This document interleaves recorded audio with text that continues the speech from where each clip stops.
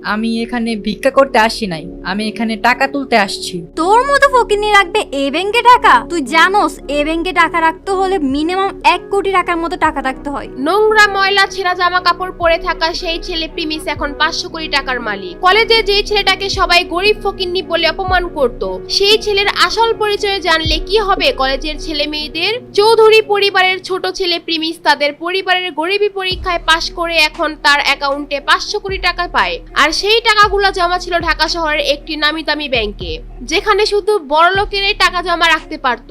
Premise যখন তার টাকা তুলতে ওই ব্যাংকে ঢুকতে যাবে, ঠিক সেই সময় একটা মেয়ের সাথে ধাক্কা খায়।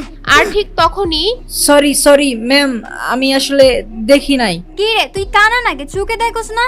আর ওয়েট এখানে কি করস? এইটা ব্যাংক, এখানে দান খয়রাত করা হয় না। ভিক্ষা করার জন্য রাস্তাঘাট আছে, ওইখানে যা। এই ব্যাংকের মধ্যে কি? ম্যাডাম, আপনার কোথাও ভুল হচ্ছে। আমি এখানে ভিক্ষা করতে আসি নাই, আমি এখানে টাকা তুলতে আসছি। তোর মতো ফকিনি রাখবে এই ব্যাংকে টাকা? তুই জানোস এই ব্যাংকে টাকা রাখতে হলে মিনিমাম 1 কোটি টাকার মতো টাকা রাখতে হয়, আর না হলে এই ব্যাংকে টাকা রাখতে পারে না। আরে আমি তোর মতো ফকিনির সাথে কেন কথা বলছি? সিকিউরিটি। মেয়েটি সিকিউরিটি বলে চিল্লাতে থাকে। আর ঠিক তখনই ওইখানে হাজির হয় ব্যাংকের ম্যানেজার ইয়াসমিন। ম্যাডাম, কি হয়েছে আমাকে খুলে বলুন। আপনাদের ব্যাংকে কি এখন আপনারা বস্তির পোলাবেনদেরকেও কি টাকা রাখার পারমিশন দিচ্ছেন? এদের মতো ফকির মিসকিনরা এই ব্যাংকে কিভাবে ঢুকে? আমি আপনাদের ব্যাংকের নামে রিপোর্ট করে দিব। Madam, we are very sorry.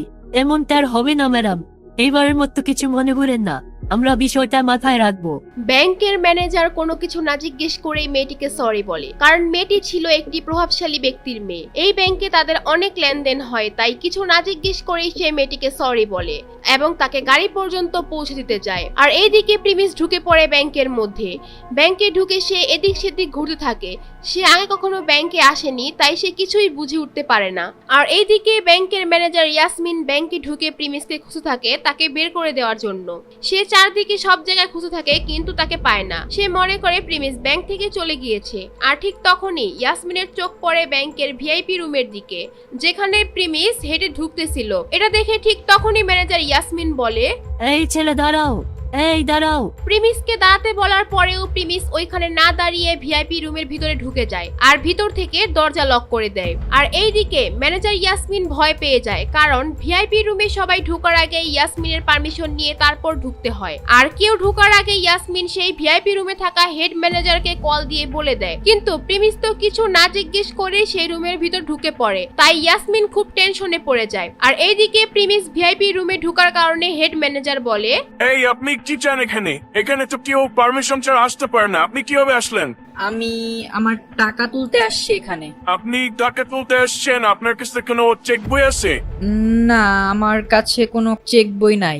Check বই নাই, তাহলে কোনো কার্ড আছে আমাদের ব্যাংকে, ভিআইপি কার্ড বা ভিসা কার্ড? না স্যার, আমার কাছে কোনো ভিসা কার্ড বা ব্যাংকের ভিআইপি কার্ড এগুলা কিচ্ছু নেই। তাইলে আমরা আপনাকে কোনো টাকা পয়সা দিতে পারবো না। আপনি সোজা গিয়ে দরজা খুলে এখান থেকে চলে যান। এখানে আমরা মস্করা করতে বসি নাই, আপনি এখান থেকে যান এখন। না, আমি আমার টাকা না নিয়ে আমি এখান থেকে যাব না। আরে একবার বললাম না, কার্ড আর চেক বই ছাড়া টাকা উঠানো যাবে না। আর আপনার অ্যাকাউন্টে টাকা থাকি তো আপনি টাকা উঠাইবেন। আমার অ্যাকাউন্টে টাকা আছে বলেই তো আমি এখানে আসছি। দেখ ভাই, সকাল সকাল মাথাটা নষ্ট করিস না, নাইলে সিকিউরিটি গার্ডরে দিয়ে মার খাওয়া তারপর ব্যাংক থেকে বাইর করুন। প্রিমিস এটা শুনে ঘাবড়িয়ে যায়। আর ওইদিকে হেড ম্যানেজার একদম রেগে যায়, কিন্তু প্রিমিস তো মিথ্যা কথা বলছিল না। প্রিমিসের কাছে কার্ড আর চেক বই ছিল না, কিন্তু তার মানে তো এই না যে প্রিমিস চৌধুরী পরিবারের ছেলে না। হেড ম্যানেজার যখনই সিকিউরিটি গার্ডকে ফোন দিতে যাবে, ঠিক তখনই প্রিমিসের মাথায় একটা বুদ্ধি আসে আর সে বলে, ফিঙ্গারপ্রিন্ট। ফিঙ্গারপ্রিন্ট? কিসের ফিঙ্গারপ্রিন্ট? আরে আপনি বললেন না যে কার্ড চেক বই লাগবে, আমার কাছে কার্ড নাই কিন্তু ফিঙ্গারপ্রিন্ট আছে। আর আমি জানি আপনাদের এইখানে ফিঙ্গারপ্রিন্ট দিয়ে টাকা তোলা যায়। ফিঙ্গারপ্রিন্টের কথা বলার পর প্রিমিস একটা বড় নিঃশ্বাস নেয়। আর হেড ম্যানেজার ভাবে থাকে, ফিঙ্গারপ্রিন্টের কথা ও কিভাবে জানে? তুমি তাহলে ফিঙ্গারপ্রিন্ট ইউজ করতে চাও?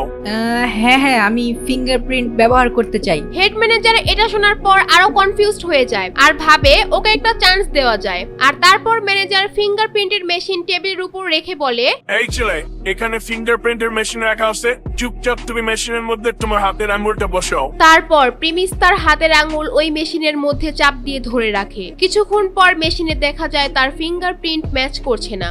তোমার হাতের ফিঙ্গারপ্রিন্ট তো ম্যাচ করতেছে না। দেখছো, আমি তোমাকে আগেই বলছিলাম এই ব্যাংকে তোমার কোনো অ্যাকাউন্ট নাই। এটা বলার পর ম্যানেজার প্রিমিসের দিকে এমন ভাবে তাকিয়ে থাকে যেন প্রিমিস কোনো বড় অপরাধী। এরপর ম্যানেজার ভাবে প্রিমিস হয়তো বড় কোনো ক্রিমিনাল হতে পারে, হয়তো তার পকেটে কোনো অস্ত্র থাকতে পারে। এটা ভেবে সে তার পকেট থেকে ফোন বের করে পুলিশকে ফোন দেওয়ার জন্য 999-এ কল দিতে যাবে। সেটা দেখে প্রিমিস একদম ঘাবড়িয়ে যায়। 500 কোটি টাকার মেসেজ দেখে খুশিতে তো ব্যাংকের মধ্যে চলে এসে পড়ে, কিন্তু সে বুঝে নাই যে সে এখানে এসে এত বড় একটা সমস্যায় ফেসে যাবে। তো তারপর কি হবে? প্রিমিস কি হেড ম্যানেজারকে পুলিশকে ফোন দেওয়া থেকে থামাতে পারবে? আর প্রিমিসের 500 কোটি টাকার মেসেজ যে এসেছিল ওইটা কি তাহলে ফেক ছিল? এগুলো জানতে চাইলে দিবস গেমিং এর চ্যানেলটি সাবস্ক্রাইব করে নোটিফিকেশন বাটন বাজিয়ে রাখেন। আর এই ভিডিওগুলো আপনার কাছে কেমন লাগে কমেন্ট করে অবশ্যই জানাবেন। আর অবশ্যই ভিডিওতে একটা করে লাইক দিয়ে রাখবেন। আর এরকম ইন্টারেস্টিং ভিডিওগুলো দেখতে চাইলে এখানে 2টা ভিডিও দেওয়া আছে, সেগুলো দেখে আসতে পারেন।